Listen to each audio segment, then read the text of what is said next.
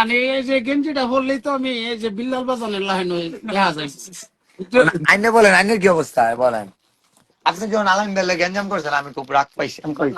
আলামিন ভাই লোক খারাপ না। না শুনেন, আরামিনা বলছে আমার 3টা ভিডিও করেন, 3টা ভিডিও যদি দিন ভাইরাল হয় হুম। তা আপনাকে প্রাইভেট চিকিৎসা করবো, 50,000 60,000 বুঝি না আপনারা, আমি প্রাইভেট চিকিৎসা করবো।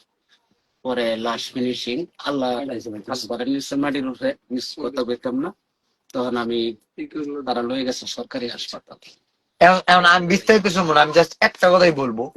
একটা মানুষ উপকারের কথা বললো, সে ধরেন উপকার করলোই না, কিন্তু তার নামে বদনাম তো করার উচিত না। না, বদনামটা করছি কে লাগে, হ্যাঁ যে বলে আমার কইছে যে সে আজাল বেজাল খা, এই আমার না, আমি তো দেখছি আপনি আগে কথা বলেছেন। না না আমি আলামিন ভাই রে আমি যতটুকু পার্সোনালি চিনি খুব ভালো মানুষ। আমি এখনো তো আমি কই বললাম, এরপরেও তো আমি তার সাথে সাক্ষাৎ করি।